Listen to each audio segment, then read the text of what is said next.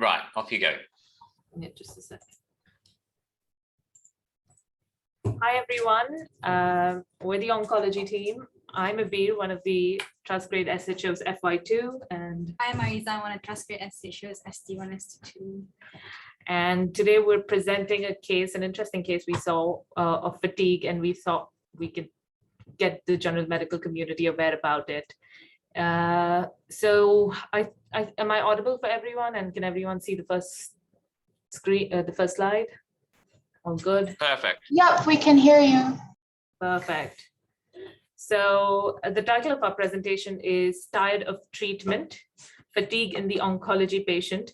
So we're hoping to keep this an interactive session. So I'll be asking some questions, simple, straightforward stuff. Please make sure you enter your answers in the chat box, and we hopefully will try and crack the case together as we proceed. So let's get straight into it. Who is our patient? So we've got a 51-year-old male who's got renal cell cancer. He calls up the cancer helpline, which is the UConn's number, and he's complaining of a 1-week history of fatigue and headache. Now he's really, really tired. He says he's normally fit and active, but now he's too tired to go into work as well. He describes a headache, which is a tight band around his head. And he says he's been more stressed at work recently, but he denies any nausea, vomiting, neurological deficits, any seizures. So a little background about the patient's oncology treatment. He's had a left nephrectomy for the renal cancer, and he's recently commenced a new treatment for his cancer. Otherwise fit and well and no past medical history. So this is our case so far. And so before we get into actual differentials of what's going on with the patient, let's go through the 2 symptoms that he mentioned and the possible causes for these symptoms in cancer. So if you think of fatigue in cancer, and I know fatigue is a very, very vague symptom, but it's really, really common in cancer, and it can be quite disruptive for the patients. So the first, whenever you think of problems in cancer, you can think of them as due to cancer and because of the cancer treatment. So cancer itself can cause fatigue. It's quite common. It's cancer-related fatigue, or you could be fatigued in cancer because of the pain. Many patients with advanced cancer, they've got chronic pain and complicated pain that's difficult to treat, and just being in pain is exhausting. Sometimes you could have psychological effects of coping with the cancer and its treatment, and that can cause depression, which can leave people fatigued. Then we've got causes relating to the treatment. This is also quite common. Very often patients get cytotoxic treatment or have bone marrow infiltration. They end up with anemia, and that can cause fatigue. Infections are common in cancer patients because many of them are immunosuppressed by their treatment, and that can cause fatigue. Then we've got malnutrition and electrolyte abnormalities, which are quite common. Many patients tend to be dehydrated as well. And the nausea and vomiting induced by chemo can cause this kind of a picture. Then we've got radiotherapy, which is the most common side effect for radiotherapy is fatigue, and it develops after 2-3 fractions. And then we've got tyrosine kinase inhibitors, particularly they can cause hypothyroidism and thus a tired patient. And finally, you can have an altogether separate medical condition causing fatigue. We then move on to the causes of headache in cancer, which was our patient's second complaint, a headache. Of course, in terms of the tiredness, the radiotherapy, are you talking about brain radiotherapy, or does it apply to, say, lung radiotherapy as well? It applies to most radiotherapy, especially where you irradiate bone with bone marrow when that's involved in the field, because you tend to get secondary effects due to suppression of hemoglobin production for a transient period of time.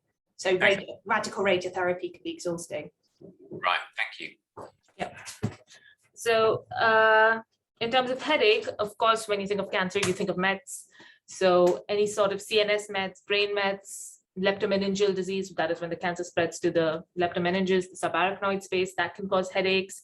And again, a side effect of the treatment can cause headaches, very commonly dehydration. Aside from that, we need to always think of medical causes that have nothing to do with cancer. in any patient who's having cancer and has a headache. We can't always attribute it to cancer.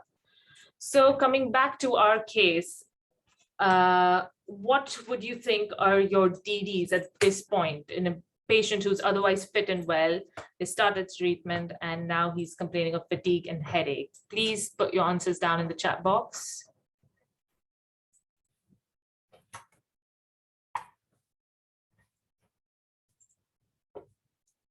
Okay, so someone says anemia, that's good, that can be possible. Anemia would... Type something in, everybody. There's 20 people who can all type something. This patient's tired. Patient's tired. Yeah. And has a headache, and he's got cancer. But he's saying he's more stressed at work as well. You don't have to think of the actual diagnosis, just think of common things. What would you think, like common stuff with headaches? Stress, not sleeping well, very good. That could be like a tension headache. Brain mets, very, very good. That's definitely in our differentials. A concurrent infection. Okay, so everyone's on the right track. We've got some good answers here. Yep. So just a second, my PowerPoint seems. So the first thing you can think about, we thought of, could be a tension headache. He's more stressed at work. He's feeling tired, but this is his first presentation. He's just called the helpline, so it must not be that bad. It could be a side effect of the treatment. That's possible. Or you could have CNS mets, the leptomeningeal disease. Again, it's cancer. We're always thinking of brain mets. So I think this is a reasonable differential diagnosis, and we got some even better answers in our chat box.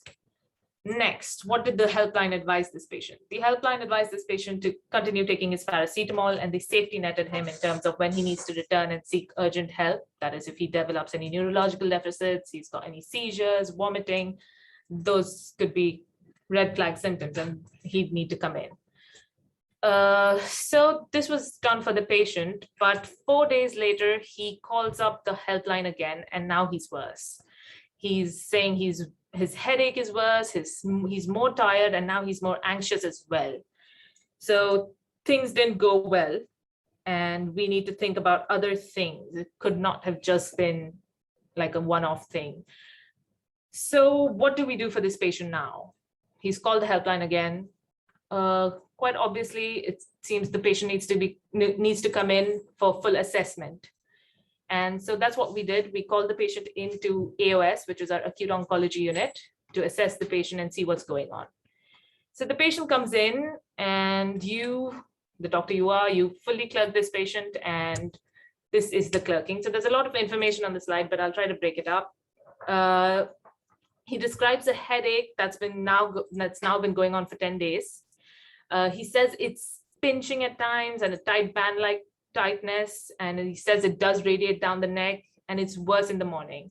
So now when a patient says the headache is worse in the morning, why is this important to ask the timing of the headache, especially morning? Any guesses, any ideas? Just give it a few seconds to think about it. Yeah, please. So your key question is, say that again? The key question is, why is the pain being worse in the morning an important question to ask? Okay. What does that signify? Very good. Early morning headaches could be raised ICP. Yeah, what would cause a raised ICP in cancer? Brain mets. Perfect. And so he also, along with the headache, is now even more tired. He's more fatigued. He's saying he's had to take time off work. He's not been able to go to work. He's more anxious. His appetite is reduced, and he's not sleeping well. Negative history-wise, he denies, again, any nausea, vomiting, seizures. So to be honest, we've got nothing more than a headache and fatigue.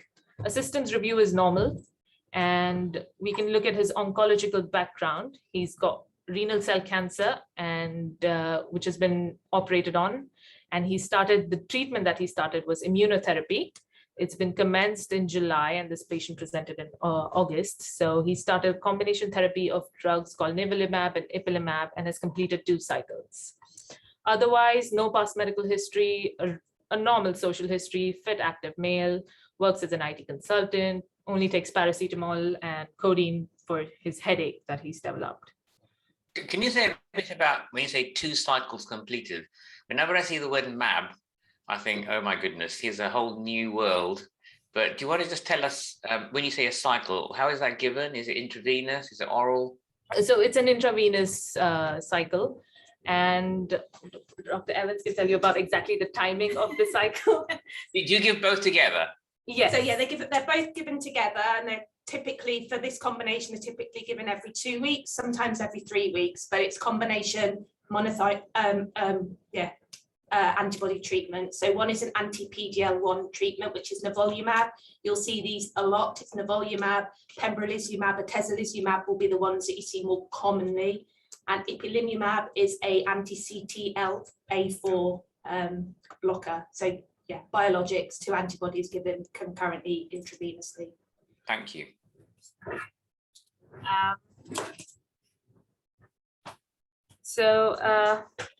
Now you've taken a history, you move on to examining the patient. What are you particularly looking for on the examination? What do you think you should be looking out for? What do you think you will find? Please put your answers down, take your time. Oh, sorry. Pallor, okay, that could be anemia. Endoscopy, a papilledema. That's good. Hypertension. Why hypertension? Oh, that's from urine. It's a good question. Why hypotension? So someone earlier said infection makes people feel like this. And okay. You might, I mean, sepsis is something we're very worried about in oncology patients. Okay. Any focal neurology, very good. So let's look at what this patient's examination showed. The patient's actually hypertensive, and otherwise the odds are good, and a neurological examination is normal, and the rest of the examination is also normal. To be honest, it's all normal aside from a slightly raised blood pressure. So and can I check, when you say neurological exam, what kind of, is it a proper exam with a full neurological exam? Or is it just moving all 4 limbs? Yeah, no, a full cranial nerves, power. It's just for the sake of the presentation that I've put it. Okay, fine, thank you. Yeah. So all of that is normal. You've got a slightly raised blood pressure. It's quite raised actually, and that could tell you this is the first presentation of essential hypertension, but seems like there's more going on. But we can think of that at some point when we'll need to monitor this blood pressure. So moving on, at this point, you've taken a history, you've examined the patient, you develop an impression. What is your impression so far? What do you think is going on, or what do you think you want to rule out? Okay, Dr. Salim's actually put in a good point. That could be hypertension with immune-mediated adrenal insufficiency. Renal function. What's our impression? Yeah, apologies. No, that's okay. We'll need this answered later.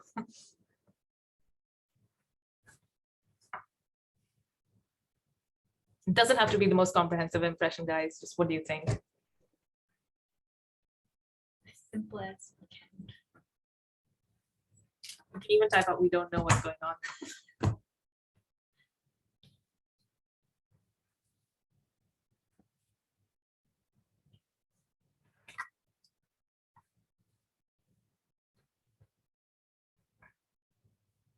Okay. We need some investigations. Good. So it seems like everyone's stumped and we need some investigations.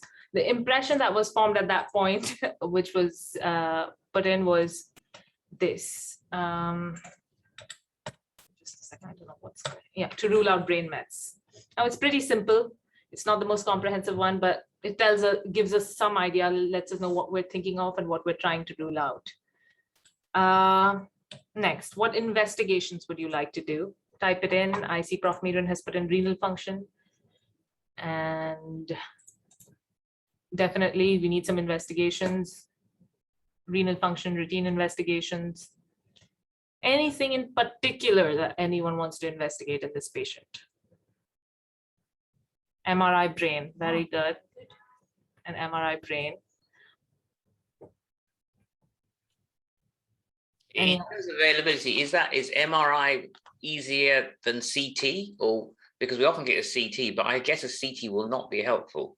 Exactly. So it's with imaging and brain mets. Of course, a CT lacks the sensitivity and specificity of an MRI, but it's a reasonable first screening imaging for if you're suspecting brain mets. Yeah. CT head followed by MRI. Correct. We need one of those at some point. So the CT head, I guess, for bleeds and things. Yeah, any acute intracranial stuff going on. Yeah. So we got all the routine investigations done, and so for this patient, the first investigation we'd like to give you guys, just to keep it a bit mysterious, is the CT head. And so just a second. So the CT head is normal. So that doesn't really tell us much. We were hoping to look at mets, but it's not that. So good for the patient, but we still have work to do. So CT head's normal. And Danielle's put in an important point. It needs to be contrast enhanced. Oh yeah, this was a contrast enhanced CT. I'm sorry, I should have put in CECT. Okay. It's a contrast enhanced CT, and this was normal. And so we got bloods back. Just a second. And this is the blood picture. All good aside from a low sodium of 126. So the patient now has hypernatremia along with headache and fatigue. So this really opens our minds up and brings in quite a few more differentials into play. What do you think those differentials are? Right, come on everybody. My favorite electrolyte, that sodium. We thought as much. More information upfront MRI. If doing CT must be contrast enhanced. Yep. Yeah. Be kind. So earlier somebody put down a differential that might be. Here they come. Yep. That was Dr. Salim. Okay, so a low sodium, what do we do next? We see a low sodium, we think of volume status and sending a hypernatremia screen. The patient happens to be euvolemic, so we need to think of those causes. And we send a hypernatremia screen, we've sent osmolalities, paired osmolalities, urine sodium, and thyroid function tests, a basic hypernatremia screen. And while we wait for these bloods, just once again, when we see hypernatremia and cancer, is there any particular hypernatremia diagnosis that we should be wary of? Because I don't see that in chats yet. SIADH, yep. Yeah. So the most important thing is the volume status. That's examining the patient. Of all the tests we do, yeah, examining the patient, and it's quite difficult. It's quite difficult to get it right. Right. It's not always quite clear whether it's hypervolemic. Yes, that's right. This patient was euvolemic. And SIADH in cancer, it could be as a paraneoplastic syndrome. It could be because of brain mets causing SIADH. So that's definitely in our differentials now. But again, why is that happening? So what do we have next? We've spoken to the radiologists and we've got an MRI vetted. We've got a thyroid function, excuse me. We've got the thyroid function back, and this is the thyroid profile. So a TSH, which is low normal, a T4, which is also low normal, and a normal T3. What does this thyroid panel represent? What's the thyroid abnormality here? Come on, someone type it in. Ramir, not you.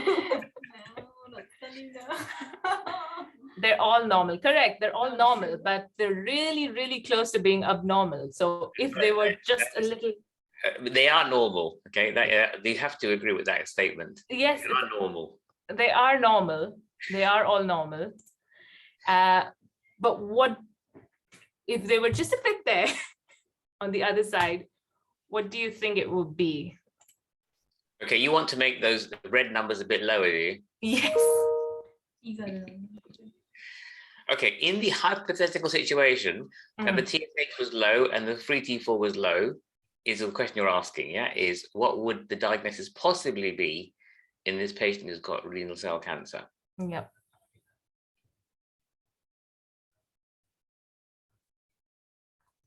Let's see if anyone takes you up on this.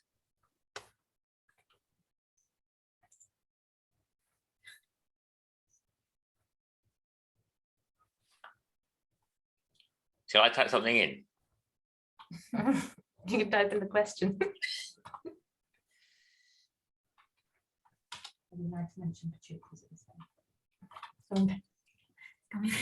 What about the drugs? Which drugs, Dr. Ba? The sick thyroid or pituitary failure is a bit worse. But they are normal, okay? They are normal. Yep. Can't go from that.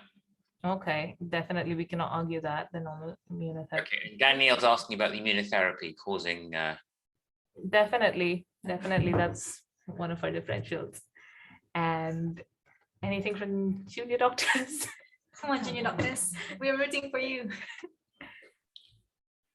And there are a couple of teams around there, I can see. Yeah, I would go with sick thyroid at this stage. Yeah, so essentially they're all normal, but for going by the hypothetical situation, where if they were a bit low, and they are on the lower side, especially with a TSH that's low, we can think of this being like a secondary hypothyroidism picture.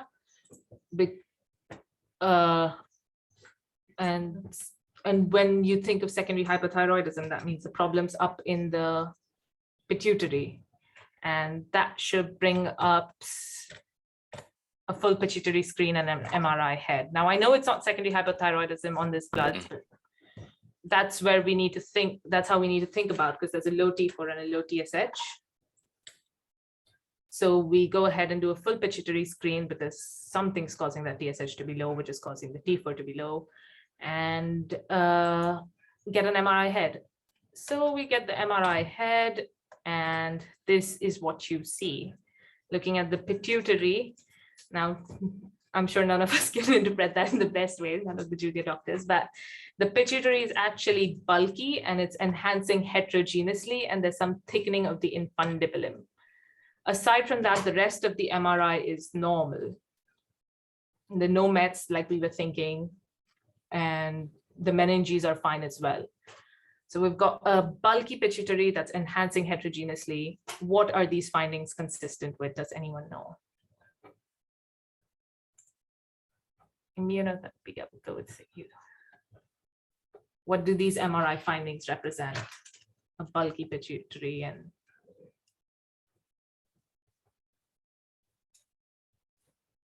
any answers, guys? Take your time. Come on, someone have a guess. It could actually, it just about could be normal. It just about could be normal, okay. Because heterogeneous pituitary sometimes. One of the problems with scanning is that we are used to scanning older people, but young people we don't tend to scan, so we get a bit surprised. Okay, so this could not be, this could be a normal pituitary. It could be. Okay. But someone said it could be an adenoma. Yep. An adenoma, I'm not sure, but I feel like an adenoma would have more of a nodular. But yeah, an adenoma would be a discrete lesion. Okay, so they've said there no. When they say no mass lesion, they mean there is no adenoma. Okay, okay. And I'll just remind everybody that 20% of us have got a very small microadenoma, which is a normal thing. Okay, Right. So that's a problem because there's a lot of. If you do scans on people, you start finding stuff you don't want to know about. Okay, and that's a real problem for us with a lot of worried, dental findings. Yep. Okay, so we'll see what these findings represent in a bit. Just a second, I'm stuck again. And we've gotten our hormone profile back that we'd send for the patient, and what definitely jumps out is the cortisol is really, really low. It's less than 28. This was a random cortisol, which is why we sent a 9 a.m. cortisol. And ACTH is not raised. It's 6.4, which is quite normal. Just a second. And the testosterone is low, and so is the luteinizing hormone. I think the picture is getting a bit clearer what's going on. Okay, someone's got to type in something now, okay? Yep. Come on, people, take guesses. The joy of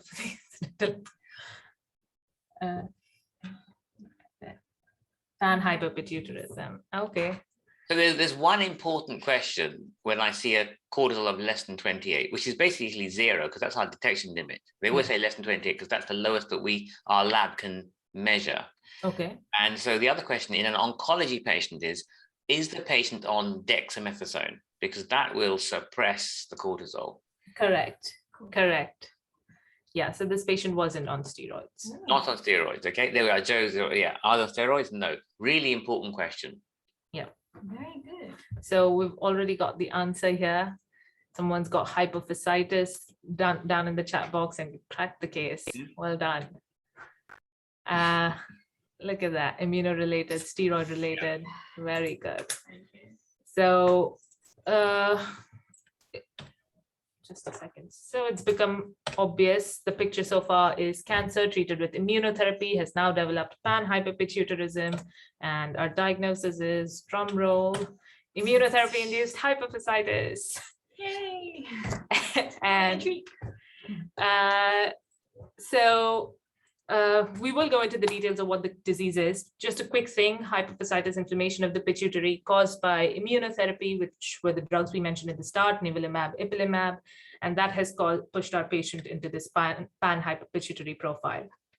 We'll go into the details of that in a bit.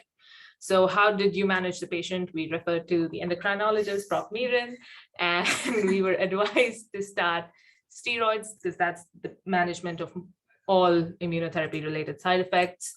And when you start steroids, junior doctors make sure we prescribe our PPIs, and we chase the pending hormones, which was cortisol, 9 a.m. cortisol, which was also undetectable, by the way. And just a point here that I think is good. When we start steroids over here, it's not a replacement for the cortisol or anything. It's just we're trying to suppress the overactive immune system. So we give him some steroids and let's see how the patient's doing. He is doing much better. His headache has resolved. He's no longer requiring an analgesia. He feels much improved energy levels. He's walking around the wards. He's happy. He's been able to sleep well and eat well. So we actually... Let me just go back one slide for a second. So just about doses. So you're quite right. Prednisolone 40 milligrams is not an endocrinology dose. We use about 3 milligrams of prednisolone once a day for patients who've got no adrenal glands, for example. Right. But what you're doing, as you rightly say, is you're treating an inflammatory disease. Yeah. And that's slightly separate to replacement. Okay. And the really important point is, in the end, when he is, let's say, in remission and you want to stop the prednisolone, right? Shouldn't, because when you get down to 3, he might not be able to make any of his own. So we can't go below 3. Does that make sense? Yeah, so he'll need replacement. Because oncology patients often just wean them off to 0, which is fine. But if he's lost his pituitary, then when you take him down below 3, he will become Addisonian. Correct. He probably was that as well, wasn't he? He had Addison's because it's 0 cortisol. Yes. And also the inflammatory thing. So you're treating both. Very good. Okay, I'll stop interfering. Carry on. No, please do. So the patient's doing better. How are the bloods after steroids have been started? The sodium's coming up, 132, and even follow-up bloods a couple of weeks later also shown that the sodium's improved. What next? We need to think about discharging this patient with a weaning dose of the weaning steroid plan. Patient on long-term steroids needs a steroid alert card, sick day rules, standard steroid stuff, and follow up with endocrinology review.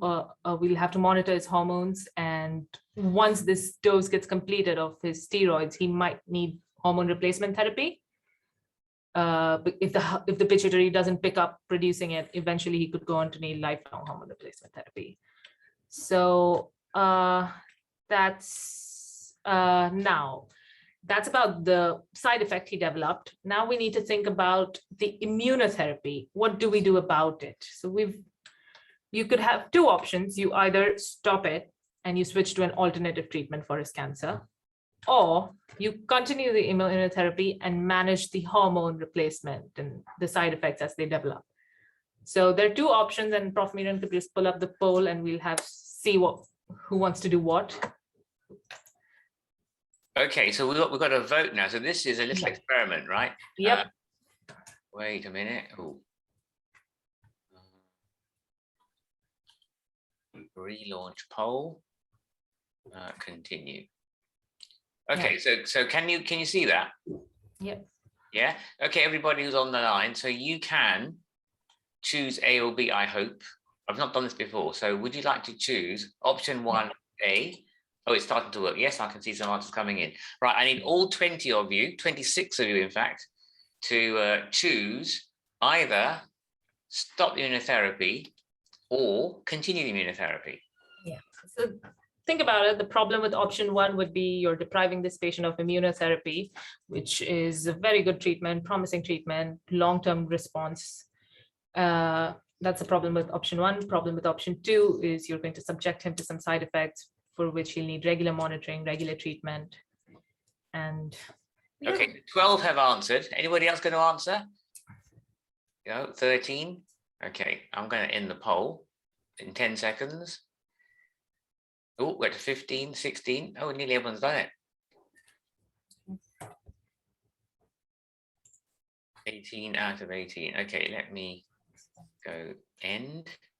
Is there a third option? I was hoping you. There you go. Can you see that? Yep. So majority thinks we should continue with immunotherapy. 14 want to continue, 4 want to stop. All right. So this. What was actually decided for this patient was, considering it's always a risk-benefit analysis, and considering his case, we thought it would be best to continue with immunotherapy and manage the hormones, because he did respond well to steroids. He fared well. So the patient did go on to have further immunotherapy, but he actually developed more complications due to the immunotherapy. He developed a transaminitis, but we won't cover that in this presentation. Okay, so I mean, in general, I think we can easily manage the replacement. In fact, you're doing it already. When you give prednisolone 40, you're covering the hydrocortisone requirement. You just think about the other ones. The other thing is, though, even testosterone with that lowest LH, it might just be because of sickness. If you're very unwell, then normal people have sick euthyroid and sick pituitary almost. The cortisol is definitely abnormal. Okay.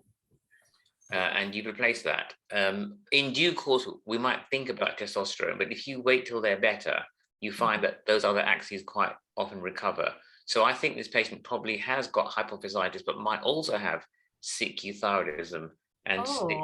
Yeah, so we'll wait and see. We'll wait and see. Okay, that's good.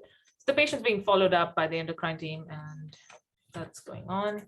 So just again, repeat bloods, follow-up bloods, show that the testosterone has corrected itself. It's now in the normal range. Cortisol is up to 101 with steroids, and patients overall doing better. Okay, so he's not had any testosterone. Yes. No. Come back by itself. Yeah. No, so that's okay. Yep. As has the thyroid by the look of it. Yep, as has the thyroid. Yep. Okay, that's a lovely case actually. So sickness, make them better, and the pituitary recovers apart from the thyroid axis. Yeah. So now a little bit about the immunotherapy related toxicities. I'll let Arizah take over. Hello everyone. So this is the other part of our presentation. So we have immunotherapy related toxicities. So this is how our patient got its symptoms in the first place. So move on to the next topic. So what do we need to understand is to understand the toxicities and to anticipate the toxicities and how to manage them. Key steps to use is safely using and achieving the most benefit form of immunotherapies for patients. So how common are toxicities? I see there's a question from Ms. Danielle Powter. That's a good question, actually. I don't really know what's the data percentage of patients could permanently hypophysitis with immunotherapy. Immunotherapy mediated hypophysitis. Any data? So our our consultant oncologist will be answering that question soon. So in terms of how immune-related adverse events occur, up to 90% of patients who has ipilimumab, and also up to 70% patients who are administered with PD-1 or PD-L1 inhibitors, which are pembrolizumab, nivolumab, and atezolizumab. The first line of pembrolizumab, take that for example in lung cancer, 1 in 10 will have grade 3 or grade 4 toxicities, and 1 in 20 will stop treatment due to its toxicity. And why do toxicities develop? So this is a very general understanding of it. Immunotherapies, they work to activate the immune system to attack cancer, and these toxicities occur because the immune system eventually attacks itself, and this results in inflammation and dysfunction. Hence, we tend to exclude patients with pre-existing autoimmune conditions where they already have a condition that is currently attacking themselves. So in terms of what the immunotherapy can attack our body is pretty much every part of our body. So you have the endocrine, the respiratory, cardiovascular, gastrointestinal, the liver, the renal, and also skin and blood vessels and the eyes. Let's narrow it down to ipilimumab, which this patient was on. So ipilimumab, however, has this toxicity patterns, whereby there is a toxicity grade against the time measured in weeks. So from the start of treatment all the way up to 14 weeks. So at around 2 to 4 weeks, you tend to get rash and pruritus. At around 4 to 6 weeks, you tend to get diarrhea and colitis. And around 6 to 8 weeks, you will tend to get like hyperphysitis, such as our patients. However, I think our patient was commenced in late July, and his symptoms starts to present about 4 weeks into his treatment, which is around 17th of August, if I'm not mistaken. And the next toxicity, which is quite common, is liver toxicity, present around the same time as hypophysitis. I think my colleague mentioned about transaminitis that this patient developed after we technically cured his hypophysitis. So this is just a very good guideline that we found on ESMO, clinical oncology guideline for immune-related toxicities, endocrinopathies in specific. So basically why we chose this particular part of the guidelines, because the patient presents with tiredness and headache. So when it comes to tiredness, we always think about thyroid function, and the thyroid function was the first test that came back as a result, and was technically pointing us in the direction that we like it to be. And then you have the management of hypophysitis. So the symptoms are generally vague. Severe mass effect symptoms. We don't really have visual disturbance, but we did have severe headaches. They have severe hypoadenosine. This patient didn't have hypotension. Instead, they have hypertension with a bit of electrolyte imbalance, such as the sodium. So as Prof did mention, we gave them 14 milligrams of prednisolone. I think this year the pathway was 1 milligram per kilogram, and withhold the treatment for now. So hypophysitis is an inflammation of the interior lobe of the pituitary gland, which is quite rare. So the incidence rate for it is actually with ipilimumab at a lower dose, 3 milligrams per kilogram, is about 1%. With ipilimumab alone and a higher dose, 10 milligrams per kilogram, is about 16%. And this patient has ipilimumab and nivo combination, which is about, so the percentage to develop hypophysitis was 8%. It's quite rare in patients treated with anti-PD-1 and anti-PD-L1. So do you guys want to know why? The next slide will answer that. So this is a busy picture, but the main general message that we understand from this is that because ipilimumab is a CTL4, anti-CTL4 treatment immunotherapy, they tend to attack organs which have high expression of CTL4. And you can see in this picture here, where the pituitary cells have markers expression of CTL4, and the immunotherapy tend to attack the organs. It's okay. Everyone okay? Too much science? Very clear. Thank you. And this is what we meant by grading it based on the symptoms. So this, I don't think junior doctors are aware of this, which is fine. We weren't aware as well. But when you read the guideline, there's grade 1, grade 2, and grade 3 and 4. So grade 1, somewhat asymptomatic with biochemical change, with grade 2 being symptomatic such as tachycardia, tremor, which requires intervention. I think our patients were among Grade 3. Grade 3, yeah. Patient with grade 3. Grade 3. So we hold immunotherapy, we need the endocrine help, and also we start on steroids. So what we think we could do is basically to help out, because generally these symptoms are quite vague. They tend to present with fatigue, headaches. So what we think would be helpful is that before they start the treatment of IO, we could have a baseline endocrine evaluation and symptom assessment, like such as their energy level and all that. Then during treatment itself, we can have follow-ups with symptom assessment. We could look for red flag symptoms such as persistent frontal headache, new visual symptoms, systolic blood pressure of less than 90, a severe electrolyte disbalance. And blood tests should include TSH, T4, ACTH, cortisol, LH, and FSH.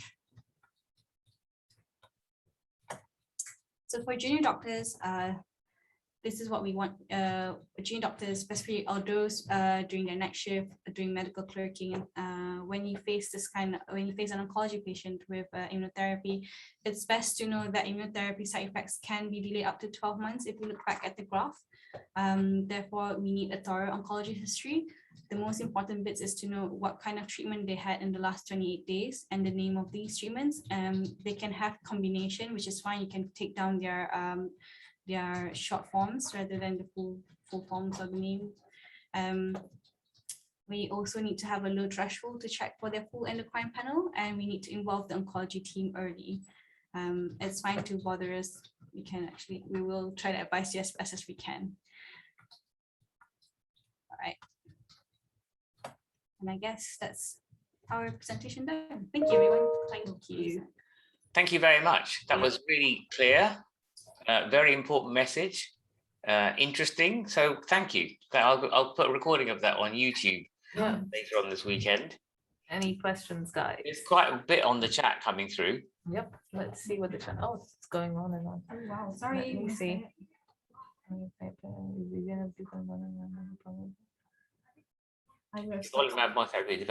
Yes.